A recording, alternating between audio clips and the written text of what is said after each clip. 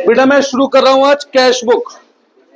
तो 6 नंबर का question final exam में जर्नली अधिकतर स्कूलों में आता ही आता है 6 मार्क्स का। ठीक है बेटा, और ये एक बहुत ही आसान चैप्टर है। 6 नंबर का क्वेश्चन इसमें से एक आता ही आता है। जब भी सिलेबस में आ रहा है तो 6 मार्क्स क्वेश्चन आता है, आपका भी शायद आया होगा। ठीक है, और ये आसान चैप्टर है और 6 नंबर देगा। एक सिंगल क्लास सीखने में लगानी है, बाकी 1-2 क्लास प्रैक्टिस के लिए चाहिए, फिर सीखने के लिए ज्यादा नहीं है इसमें। ठीक है, सबसे पहले तो बेटा अगर हम बात करें कैश बुक कितने तरीके की होती है, तो अगर हम बात करें टाइप ऑफ कैश बुक, तो ये 3 तरीके की होती है। एक single column cash book, single column cash book, इसके अंदर हम केवल एक ही कॉलम बनाते हैं, कैश का कॉलम बनाते हैं। किसका? कैश का, या बैंक का कॉलम बनाते हैं, पर दोनों एक साथ नहीं बनते, इनमें से कोई एक बनता है। ठीक है, हमारे 11वीं की मैं बात करूं तो 11वीं में सिंगल कॉलम में केवल किसका कॉलम बनता है? कैश का। 11वीं क्लास की बात करूं तो सिंगल कॉलम में किसका बनता है? कैश का। दूसरा डबल कॉलम कैश बुक। बेटा आप पढ़ने में ध्यान लगा लो, नया चैप्टर है। डबल कॉलम कैश बुक, नाम से पता लग रहा है 2 कॉलम। ठीक है, तो इसमें या तो बनता है कैश प्लस बैंक का कॉलम, या इसमें बनता है कैश प्लस डिस्काउंट का कॉलम, या इसमें बनता है बैंक प्लस डिस्काउंट का कॉलम। ठीक है, तो कितने कॉलम बन रहे हैं? 2, या तो कैश बैंक, या कैश डिस्काउंट, या बैंक डिस्काउंट। हमारे कोर्स में 11वीं क्लास की अगर मैं बात करूं तो 11वीं क्लास में कैश प्लस बैंक कॉलम वाला है। कौन सा वाला है बेटा? कैश प्लस बैंक कॉलम वाला। यह है बेटा जगह जो। तीसरा ट्रिपल कॉलम कैश बुक। बेटा मान जाओ, पढ़ लो आज। ट्रिपल कॉलम कैश बुक, नाम से पता लग रहा है कितने कॉलम? 3 कॉलम। वो 3 कॉलम कौन कौन से होते हैं इसमें? Cash plus bank plus discount.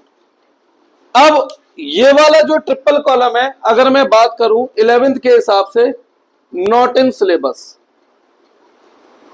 Syllabus में नहीं है। पर बेटा जब मैं सिखाऊंगा ना तो मैं ट्रिपल कॉलम सिखाऊंगा। आप कहेंगे सिलेबस में नहीं है तो ट्रिपल कॉलम क्यों?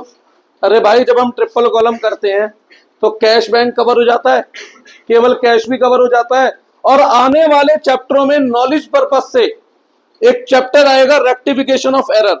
वहां पर हमें यह पहचानना पड़ता है कि गलती कहां हो सकती है कहां नहीं, तो हमारे पास नॉलेज भी तो होनी चाहिए ना, तो हमें वो नॉलेज भी मिल जाती है। अगर हम ये सीख लेते हैं तो अपने आप क्या कवर हो गया हमारा? कैश बैंक भी हो गया और सिंगल कैश भी हो गया। तो हम फोकस किस पे करेंगे? ट्रिपल कॉलम पर। कोर्स में क्वेश्चन किसका आएगा एग्जाम में? सिंगल का नहीं आएगा। एग्जाम में 100% क्वेश्चन आएगा किसका? डबल कॉलम का। एग्जाम में 100% आएगा डबल कॉलम का क्वेश्चन। ठीक है, पर सिंगल कॉलम क्यों सिखा रहा हूं? नॉलेज भी लेना जरूरी है। आप इसमें से डिस्काउंट हटा दो, किसका बच जाएगा? अपने आप ही वो डबल कॉलम बच जाएगा। ठीक है बेटा, अब कैश बुक बनती कैसे है पहले ये लिखो, फिर मैं कैश बुक के फॉर्मेट पे आता हूं। पहले ये लिखो, फिर मैं कैश बुक के फॉर्मेट पे आता हूं।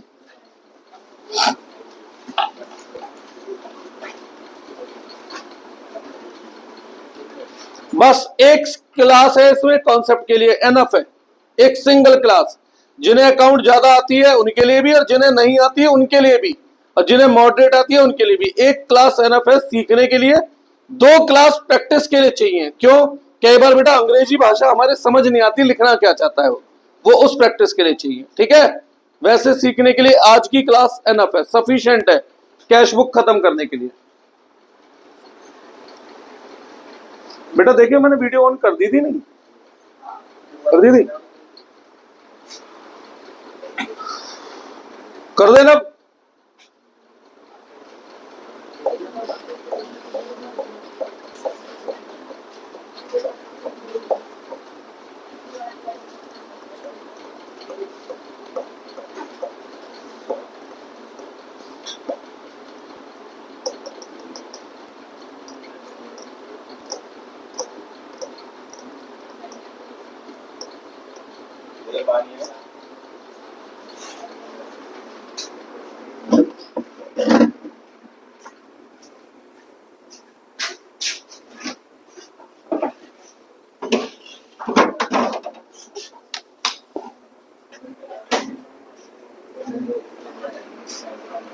ये लो, वो आप पास कर दे, पीछे पीछे पास कर दे।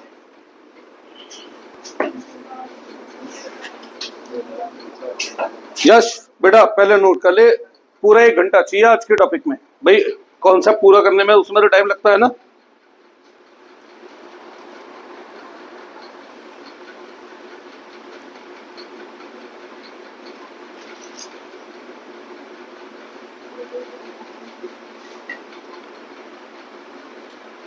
तो हम सीख रहे हैं कौन सा?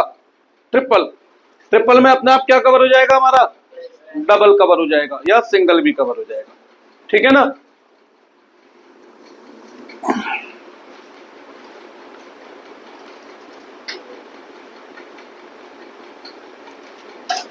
कर दो रब बेटा। सुनो तो फॉर्मेट की अगर मैं बात करता हूं, नाम तो है इसका बुक, वैसे बुक में होती है रिकॉर्डिंग। जर्नली हम लोग आम लोग समझते हैं रिकॉर्डिंग मतलब होता है जर्नल एंट्री बनाना, पर इसका फॉर्मेट जर्नल एंट्री की तरह नहीं बनता है। इसका फॉर्मेट बनता है अकाउंट्स की तरह, टी शेप अकाउंट की तरह, लेजर की तरह। तो है बुक पर बनाते हैं किसकी तरह? लेजर की तरह। तो याद रखो अगर हम कैश बुक बनाते हैं ना तो कैश का अलग से लेजर बनाने की जरूरत नहीं है, क्योंकि लेजर का फॉर्मेट ही हम कैश बुक में बना रहे हैं, ठीक है। तो अगर मैं कॉलम की बात करूं, टी शेप, तो एक बनाया टी। टी क्या करता है? 2 हिस्सों में डिवाइड करता है। एक कॉलम डेट का, पर्टिकुलर, एक एलएफ। एलएफ मतलब होता है page number of other account. हम ट्रिपल कॉलम कर रहे हैं तो कैश, बैंक, डिस्काउंट, ठीक है। ये कौन सी साइड होती है? Left hand side. ये होती है डेबिट साइड। ये debit side. Date, particular, LF, cash, bank, discount. अगर 2 कॉलम कैश बुक आएगी तो कौन सा कॉलम गायब कर देंगे हम? नहीं, कैश और बैंक गायब नहीं करेंगे, डिस्काउंट गायब कर देंगे। जो बचा वो 2 कॉलम हो गई, ठीक है। फिर credit side, date, particular, LF, cash, bank और डिस्काउंट, ठीक है। ये credit side. Date, particular, LF, cash, bank और डिस्काउंट। ये हो गई हमारी भैया पार्टीशन लाइन, ठीक है। इधर डेबिट, इधर क्रेडिट। अब एक एक करके पॉइंट लिख रहा हूं, पॉइंट टू बी माइंड। जिन बातों को हमें दिमाग में रखना है, पॉइंट टू बी माइंड, ठीक है बेटा। सबसे पहली बात, कैश या बैंक हमारे क्या होते हैं नेचर से? Asset, liability, income, expense. Cash bank होते हैं नेचर से हमारे एसेट। अब एसेट का क्या नियम है? जब जब एसेट बढ़ेंगे तो डेबिट, और जब जब एसेट कम होंगे तो क्रेडिट, है ना, यही नियम है। तो कैश का नेचर क्या है? डेबिट। बैंक का नेचर क्या है? डेबिट। अगर हमारे पास पहले से पैसा पड़ा हुआ है तो डेबिट साइड लिखना है, टू बैलेंस बीडी। कौन सी साइड लिखना है? डेबिट साइड लिखना है, टू बैलेंस बीडी। कैश का कैश में, बैंक का बैंक में, और डिस्काउंट का कभी ओपनिंग बैलेंस नहीं हो सकता, क्योंकि डिस्काउंट एक्सपेंस है और एक्सपेंस कभी कैरी फॉरवर्ड नहीं होते। ओपनिंग बैलेंस का मतलब मैंने आप लोगों को क्या बताया है? साल का पहला दिन? नहीं, मैंने कभी नहीं बोला साल का पहला दिन ओपनिंग होता है। मैंने हमेशा बोला है पिछले साल का एंड में जो बचा वो इस साल का ओपनिंग होता है। तो डिस्काउंट इज एन एक्सपेंस। क्या एक्सपेंस कैरी फॉरवर्ड होते हैं? तो क्या पिछले साल का डिस्काउंट इस साल कैरी फॉरवर्ड होगा? तो इसलिए कभी भी डिस्काउंट का ओपनिंग बैलेंस नहीं हो सकता। पर कैश और बैंक क्या है? एसेट। तो पिछले साल के बचे हुए कैश और बैंक इस साल के लिए ओपनिंग बैलेंस। अच्छा, इसमें एक बात और ध्यान रखें, बैंक जो है वो नेगेटिव भी हो सकता है। पढ़ा है मैंने कभी? क्या कहते हैं जब बैंक का बैलेंस नेगेटिव हो जाए तो? ओवरड्राफ्ट। तो वो हमारा एसेट हो गया, लायबिलिटी बन गया, और लायबिलिटी का मतलब डेबिट क्रेडिट। तो अगर बैंक क्रेडिट है तो दैट इज वो ओवरड्राफ्ट है। क्या है वो बेटा? ओवरड्राफ्ट है। तो उस केस में इसका अमाउंट क्रेडिट। कैश कभी क्रेडिट नहीं हो सकता, और डिस्काउंट का तो कभी बैलेंस होता ही नहीं है। सही है? यहां तक कोई डाउट? श्योर? अब जरूरी है बिजनेस कंटिन्यू पिछले साल से चल के आ रहा हो? क्या ऐसा नहीं हो सकता इसी साल नया बिजनेस शुरू कराओ? तो अगर नया बिजनेस शुरू करते हैं तो पैसा कौन लगाता है बिजनेस में? मालिक। तो उस केस में हम इसे क्या नाम देंगे? कैपिटल। ठीक है, उस केस में हम क्या नाम देंगे? कैपिटल। पहली बात क्या याद रखनी है? जब जब पैसा बढ़ेगा डेबिट में लिखूंगा, जब जब पैसा कम होगा क्रेडिट। कैश बढ़ेगा तो कैश के डेबिट में, बैंक बढ़ेगा तो बैंक के डेबिट में। कैश कम होगा तो कैश के क्रेडिट में, बैंक कम होगा तो बैंक के क्रेडिट में। यहां तक कोई डाउट है? श्योर? अच्छा, ये हो गया हमारा पॉइंट नंबर 1। पॉइंट नंबर 2, जब पैसा आएगा और पैसा जाएगा, इसमें कोई डाउट? तो बेटा अगर मैं उधार में माल बेचूं तो किस साइड लिखूं? पैसा आ रहा है या जा रहा है? हाँ जी, पैसा आ रहा है। उधार में माल बेच रहा हूं, पैसा आ रहा है। फ्यूचर की तो बात ही नहीं कर रहा ना, मैं तो ये पूछ रहा हूं क्या आ रहा है क्या जा रहा है? कैश। क्या बेटा, बुक का नाम क्या है? तो हमें केवल किससे मतलब है? तो कैश बैंक में से क्या आ रहा है, क्या जा रहा है? तो बेटा नो क्रेडिट ट्रांजैक्शन। क्रेडिट मतलब उधार वाला credit. No credit transaction will be recorded in cash book. ठीक है, दूसरी बात, कोई भी ऐसी ट्रांजैक्शन जिसमें ना तो पैसा आ रहा है ना जा रहा है, वो कैश बुक का पार्ट ही नहीं है। फॉर एग्जाम्पल, आउटस्टैंडिंग सैलरी, काम करा लिया पर पैसा नहीं दिया, तो पैसा आया या गया? तो नहीं लिखेंगे। एक्रूड इनकम, काम कर दिया पर पैसा नहीं मिला, पैसा आया या गया? कुछ भी नहीं। डेप्रिसिएशन ऑन मशीन, तो मशीन की वैल्यू कम हुई, डेप्रिसिएशन नाम का एसेट बढ़ा, कैश आ रहा है जा रहा है? कुछ कहां जा रहा है? मशीन कम हो रही है, कहीं भी नहीं रिकॉर्ड होगा। गुड्स सोल्ड ऑन क्रेडिट, उधार में माल बेचा, ना पैसा आ रहा है ना जा रहा है, कहीं रिकॉर्ड नहीं होगा। गुड्स परचेज ऑन क्रेडिट, ना पैसा आ रहा है ना जा रहा है, कहीं रिकॉर्ड नहीं होगा। ठीक है, पेड एडवांस सैलरी बिल्कुल होगा, पैसा जा रहा है। ठीक है, इसीलिए मैंने कैश बेसिस में इंक्लूडिंग एडवांस लिखने के लिए बोला था। समझ आइए? अब रिसीव एडवांस रेंट, पैसा आ रहा है। कोई डाउट? दूसरी बात जो हमें यहां पर याद रखनी है, तीसरी बात बेटा देखो, एक तो होता है करंट अकाउंट और एक होता है सेविंग अकाउंट। क्या मैंने करंट और सेविंग अकाउंट के बारे में पहले कभी एक्सप्लेनेशन दी है? बिल्कुल दी है। क्या बताया था मैंने? करंट अकाउंट किसका होता है? ये बिजनेस का बैंक अकाउंट है। ये किसका बैंक अकाउंट है? बिजनेस का बैंक अकाउंट है। और सेविंग अकाउंट किसका होता है? प्रोप्राइटर का बैंक अकाउंट है। अब अगर सेविंग अकाउंट में पैसे बढ़ते हैं तो किस साइड लिखूं? कहीं भी नहीं, क्योंकि हमें अकाउंट किसके हिसाब से बनाना है? बिजनेस। अब बिजनेस का खाता कौन सा है? Current account. सेविंग अकाउंट में पैसे कम होते हैं तो कहां लिखूंगा? कहीं नहीं, क्योंकि हम तो बिजनेस है, हमें किससे मतलब है? अपने आप से, मालिक से मतलब नहीं है। और मैं हमेशा क्या बोलता हूं, बिजनेस को कौन सी प्लेस पे रखो? First person. सही है। करंट अकाउंट में पैसे बढ़ रहे हैं तो डेबिट, करंट अकाउंट में पैसे कम हो रहे हैं तो क्रेडिट। तो हमें मतलब कौन से अकाउंट से? यहां पर हमें मतलब है केवल करंट अकाउंट से, हमें सेविंग अकाउंट से कोई मतलब नहीं है। सेविंग अकाउंट में पैसा बढ़ रहा है, बढ़ने दो, कम हो रहा है, कम होने दो, हमारा खाता नहीं है। अब ऐसे तो बैंक में अंबानी का भी खाता है, अंबानी के खाते में पैसे बढ़ते हैं तो हम लिखेंगे क्या? तो ऐसे ही हमारे लिए कोई भी पर्सन जो बिजनेस नहीं है वो आउटसाइडर है, और आउटसाइडर का हमें इसमें अकाउंट नहीं लिखना है। ठीक है ना? तो हमें केवल किससे मतलब होगा? Current account. सेविंग अकाउंट से हमें कोई मतलब नहीं होगा। इसके अलावा भाई जैसे हम देख चुके हैं कैश बैंक क्या है, तो जब जब पैसा आता है, जब जब पैसा आता है, ठीक है, तो डेबिट में लिखते हैं। अगर कैश आ रहा है तो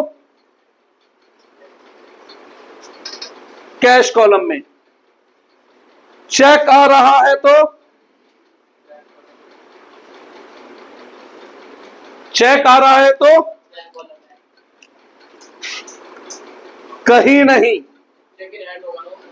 और जब चेक डिपॉजिट होगा, जब चेक डिपॉजिट होगा तब हम उसे लिखेंगे बैंक कॉलम में। ठीक है? तो चेक आया 7 तारीख को और डिपॉजिट हो रहा है 9 तारीख को। क्या मैंने कैश और बैंक बेसिस ट्रांजैक्शन कराई थी जर्नल एंट्री में? नहीं। तो वहां मैंने चेक इन हैंड का कॉन्सेप्ट नहीं सिखाया था? सिखाया था ना कि जब चेक आता है तो उसे क्या मानते हैं? Cheque in hand. ठीक है? और जब जमा करते हैं तब उसे क्या मानते हैं? बैंक। ठीक है? तो चेक आने पर हम कैश बुक में नहीं लिखते। भाई मेरे को किसी ने चेक दिया तो मेरे खाते में पैसे बढ़ गए। अरे भाई जब तक मैं वो चेक बैंक में जमा नहीं कराऊंगा मेरे खाते में पैसे कैसे बढ़ जाएंगे? तो चेक आने पर नहीं लिखते। कब लिखते हैं? जब चेक डिपॉजिट करते हैं। तो इसी बेस पर चौथा पॉइंट ध्यान रखो, आप में से आईसीएससी बोर्ड में कौन कौन है? 1 2 और अनिक गायब है 3। ध्यान से सुनो बेटा, इसे मैं 2 तरीके से बता रहा हूं और बाकी आईसीएससी ने भी चेंज कर दिया तो कहता नहीं हूं। इस साल वो हर साल कभी कुछ बोल देते हैं कभी कुछ। फॉर सीबीएसई, ठीक है, जब चेक रिसीव होता है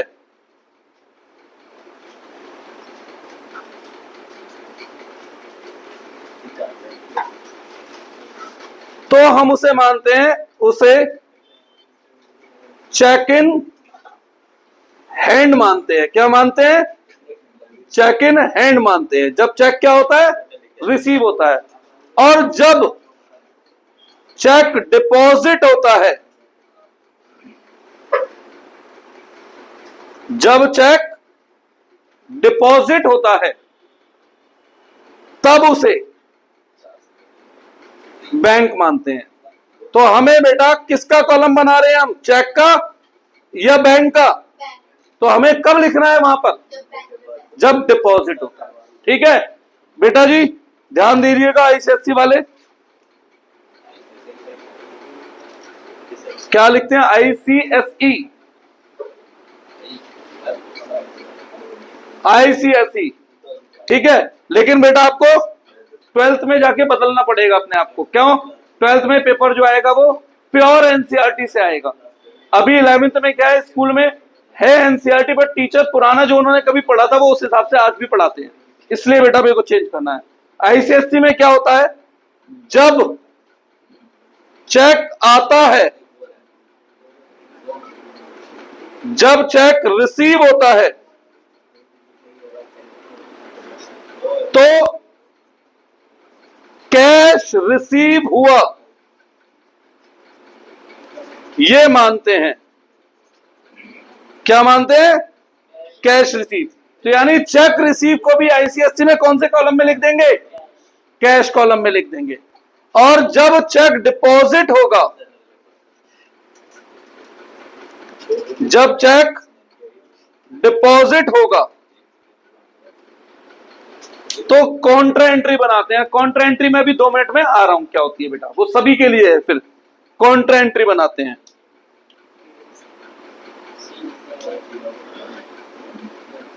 क्या बनाते हैं? कॉन्ट्रा। ये सीबीएसई, ये आईसीएसई। और दोनों के लिए एक कॉमन बात है, दोनों के लिए एक कॉमन बात है, अगर क्वेश्चन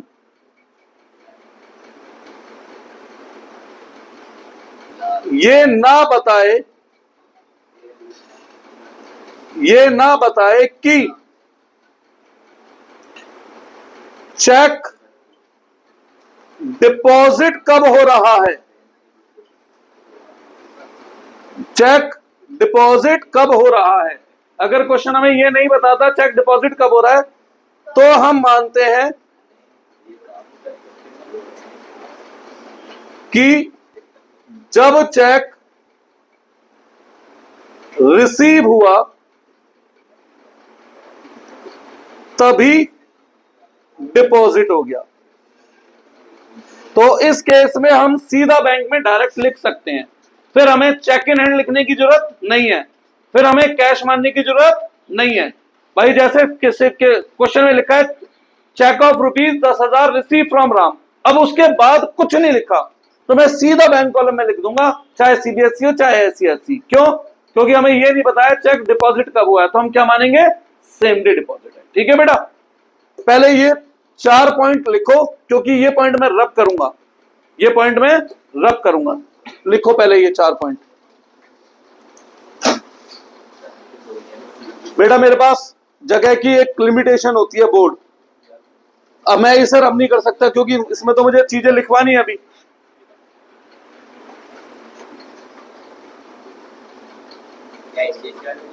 लिख लो, क्या दिक्कत है? कल कहीं जो है तुम YouTube पे देखने लगो, वहां तुम्हें ये वाला ट्रीटमेंट दिख जाए तो तुम्हें लगे वो गलत नहीं है, मे बी वो आईसीएसई से पढ़ा है। ठीक है, और नॉलेज लेने में जाता क्या है भाई, एक लाइन और लिख लेगा तो।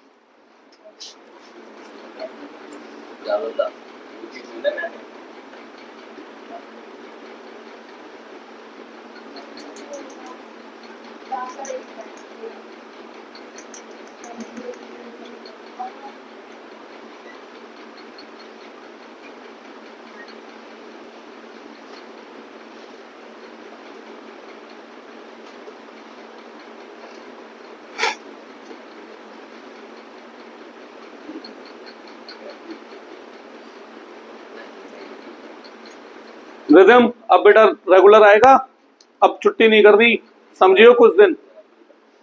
पता है आपके अब स्कूल में क्या होगा?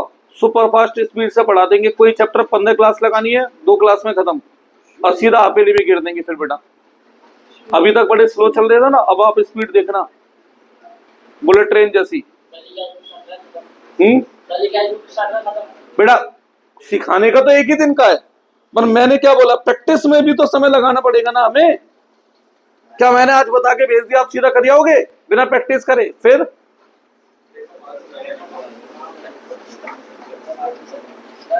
सिखा तो मैं कितने में से 3 कहां कटे हुए हैं?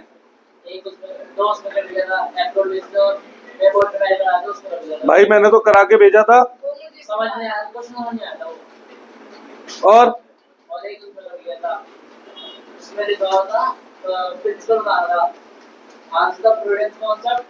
अच्छा एक बात बता ईमानदारी से विदांश, जब मैंने प्रूडेंस कॉन्सेप्ट कराया था तब मैंने पहले ही स्पिरिचुअली नहीं बोल के भेजा था इसका एक ही क्वेश्चन आएगा कि स्टॉक की वैल्यूएशन कम कीमत पे होती है, भेजा था नहीं?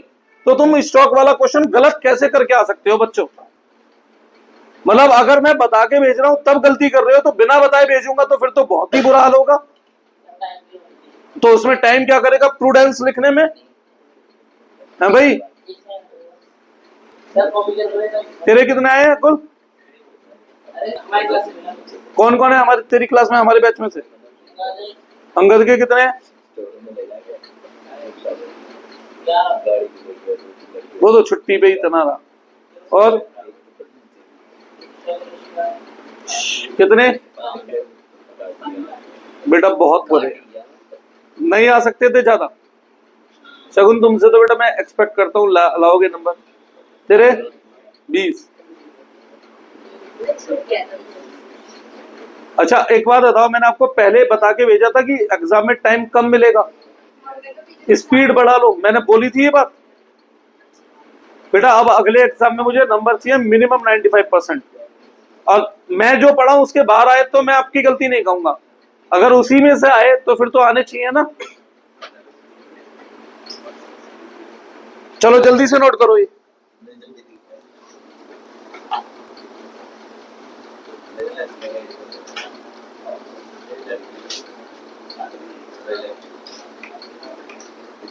मानवी जी ध्यान रखना, एक बार स्कूल में पूछ भी लेना, क्या पता इस बार यही ट्रीटमेंट कर रहे हैं ऊपर वाला ही, क्योंकि आपके स्कूल में आईसीएससी में क्या हो रहा है, धीरे धीरे धीरे धीरे सीबीएसई को फॉलो कर रहे हैं, हर साल 2-4 पॉइंट और एक्स्ट्रा फॉलो करते हैं, क्या पता इस साल फॉलो करने लगे। ठीक है, फिर इसकी जरूरत ही नहीं हमें, पर ये चेंज नहीं होगा, ये चेंज हो सकता है। लिख लो बेटा, क्या जाता है जरा सब एक पॉइंट लिखने में, कुछ नॉलेज ही तो है।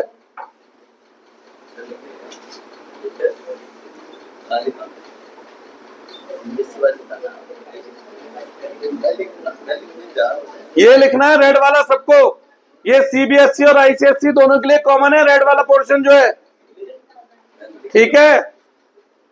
ये सीबीएसई और आईसीएसई के लिए कॉमन है कि अगर चेक मिला और ये नहीं बताया कब मिला, मतलब कब डिपॉजिट हुआ, तो हम क्या मानेंगे, सेम डे डिपॉजिट हुआ, साथ के साथ डिपॉजिट हुआ, तो ये वाला सबके लिए कॉमन पोर्शन है बेटा, ध्यान रखिएगा। कभी ये सोचे कि ये आईसीएसई के लिए तो ये लिखना है हमें। लिख लिया? फोटो खींचिए अभी, ठीक है, अब तो वीडियो भी है। जब चेक रिसीव होता है तो कैश रिसीव हुआ ये मानते हैं, चेक ना मान के क्या मानते हैं इसे, कैश। और फिर जब चेक डिपॉजिट होता है तो कॉन्ट्रा एंट्री करते हैं। अभी मेरा 5वां पॉइंट कॉन्ट्रा एंट्री ही आने वाला है बेटा। डिपॉजिट में होती है, क्यों नहीं होती यार बेटा, कैश डिपॉजिट करूंगा तो कैश कम हो रहा है ना। अभी रुक जा 5 मिनट, देखते हैं करते हैं नहीं करते, अगर गलती लगे मेरे में तो बता दियो, फिर भी भाई तेरे को डाउट लगे तो बता दियो, गलती छोड़, ठीक है ना।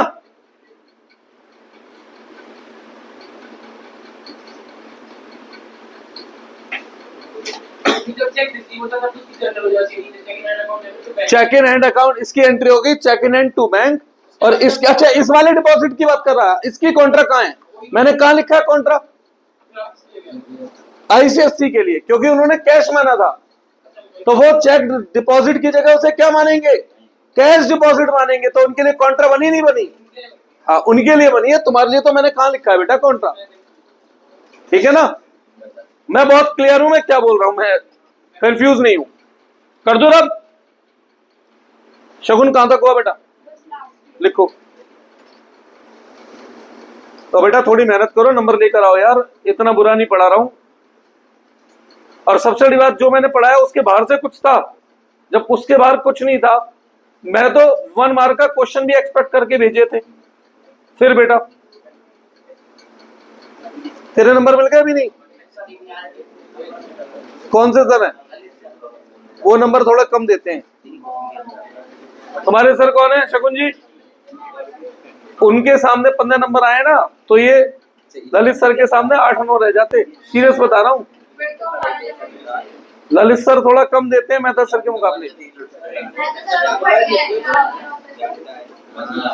वो थोड़ा लीनियंट है बेटा, बस वो मॉडरेट, जैसा कराए वैसे नंबर, मैं वही तो मैं तुमसे कह रहा हूँ बेटा, वो नंबर ज्यादा देते हैं।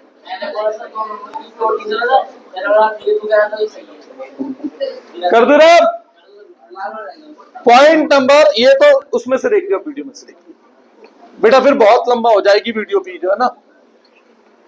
हाँ बेटा आगे बढ़ते हैं, सुनो। पॉइंट नंबर 5 पर जाना है। 5 पर जाने से पहले पैसा आता है तो हमने देख लिया है ना, पैसा जाता है तो कहां लिखना है? कैश या बैंक क्या होते हैं? एसिड, और एसिड कम हो तो क्रेडिट, तो कहां लिखना है? क्रेडिट में। कैश जा रहा है तो कौन से कॉलम में? कैश कॉलम में।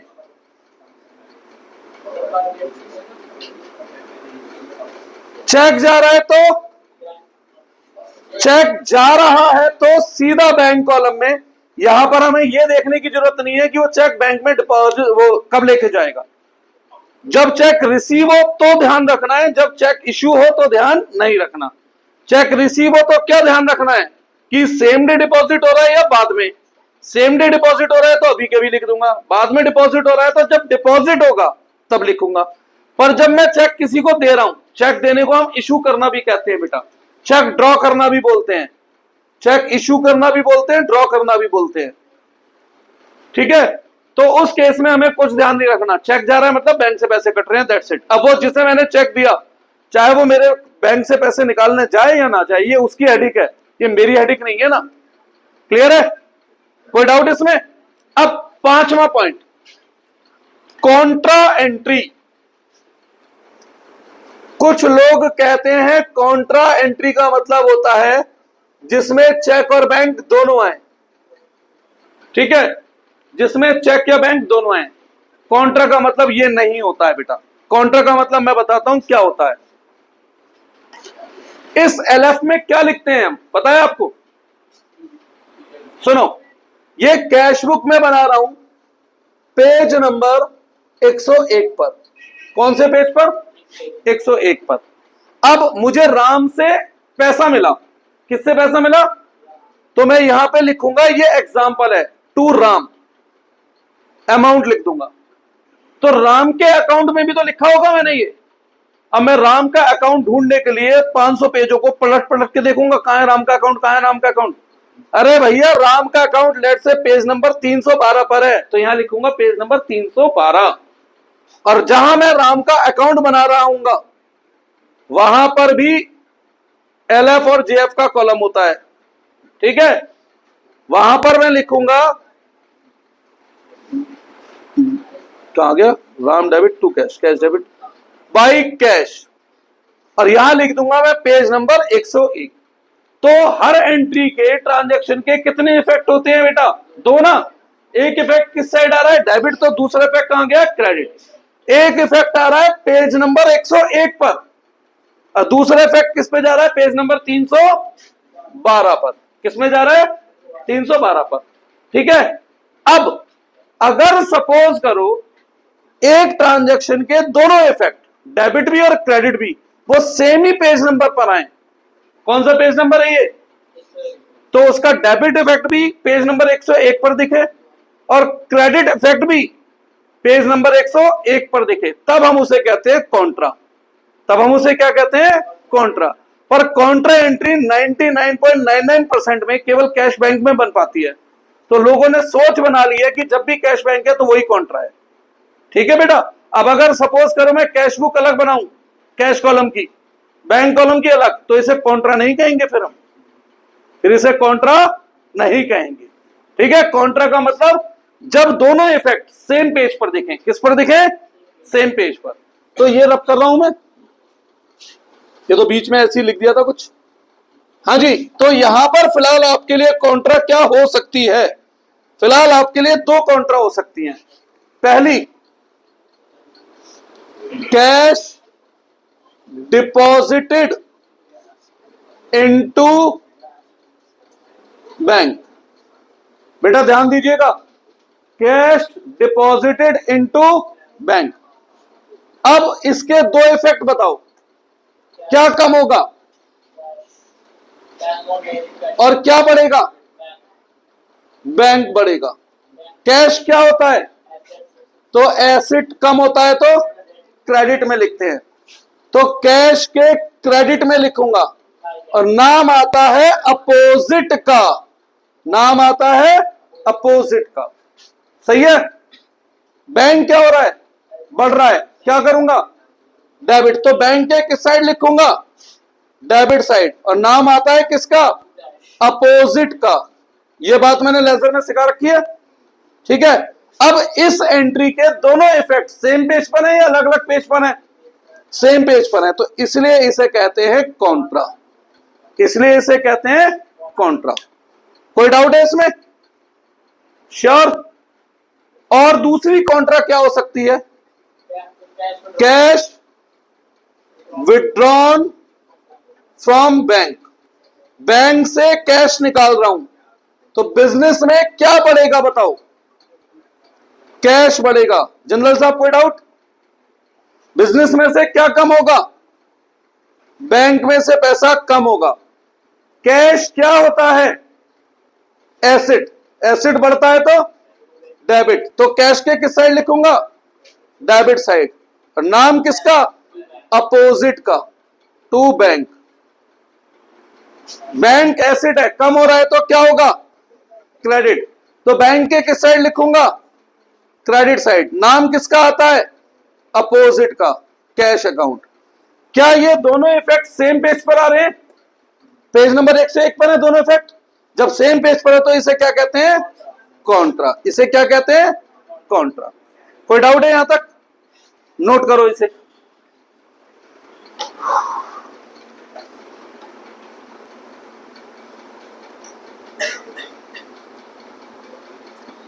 ये पॉइंट नंबर 5 था।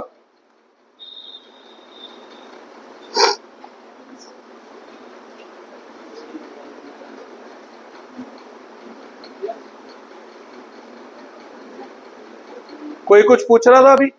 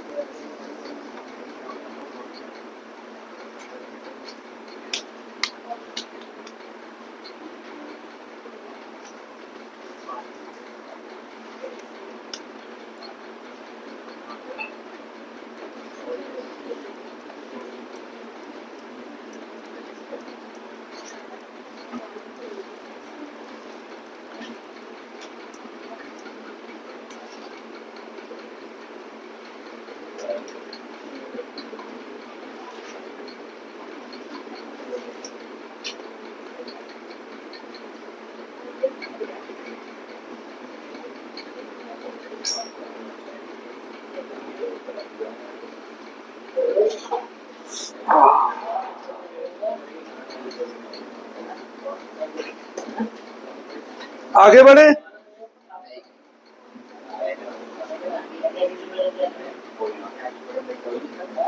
हाँ बेटा एक बात सुनो। अरे वेदांश, बैलेंस बीडी का मतलब क्या बताया था मैंने? Balance brought down from last year, ठीक है। तो लास्ट ईयर के जो एंड में बचा वो इस साल का बिगनिंग, तो ओपनिंग बैलेंस मतलब कभी भी साल का पहला दिन नहीं है, ठीक है। अब जैसे पिछले साल के एंड में बैलेंस बचा था, क्या वो इस साल के एंड में भी बच सकता है? तो इस साल के एंड में बैलेंस बचेगा तो उसे क्या नाम देते हैं? सीडी, मतलब balance carried forward to next accounting period, ठीक है। तो अब हम इसे करेंगे बैलेंस। बैलेंस कैसे करते हैं?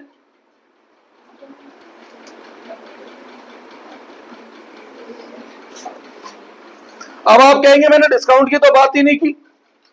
अरे डिस्काउंट यानी ट्रांजैक्शन के साथ जुड़कर दिखेगा। कैश रिसीव के साथ डिस्काउंट है तो रिसीव के आगे गए, तो पेड के साथ डिस्काउंट है तो पेड के सामने, इसलिए अलग से बात नहीं की है। सही है। अब दोनों साइडों का टोटल क्या आना चाहिए? सेम।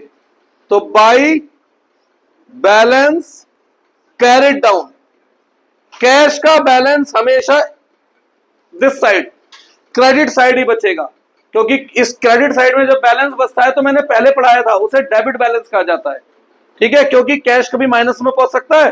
जब मैं 600 रुपए 700 रुपए पे कर दूंगा कैश में, नहीं। पर बैंक का बैलेंस, किसका बैलेंस? बैंक का बैलेंस।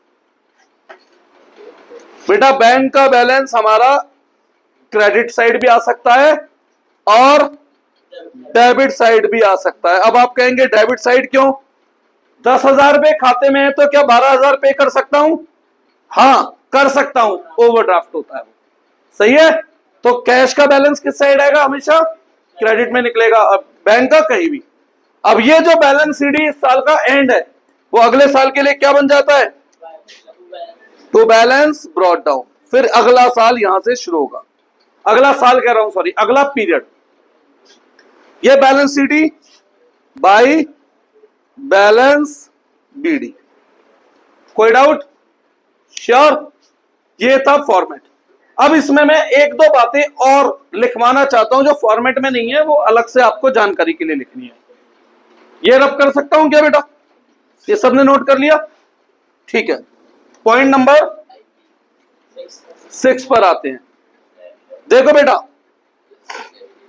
एग्जाम्पल दे रहा हूं। लिखा है रिसीव कैश ₹10,000, अलाउ डिस्काउंट ₹1,000। तो इसका मतलब कितना पैसा बढ़ रहा है मेरे पास? 10,000 या 9,000? बताएं। एक जने ने तो बोल दिया है 9।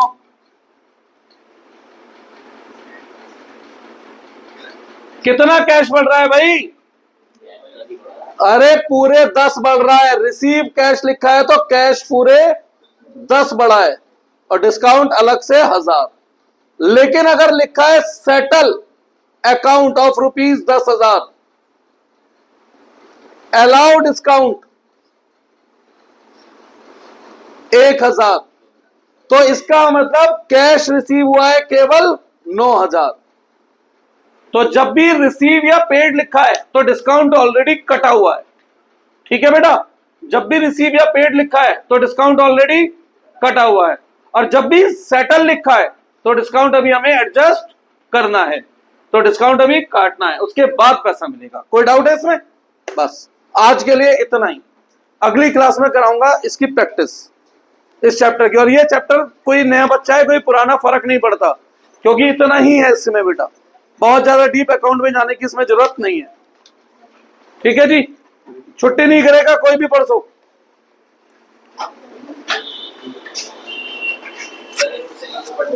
हाँ, ईको पढ़नी है भाई।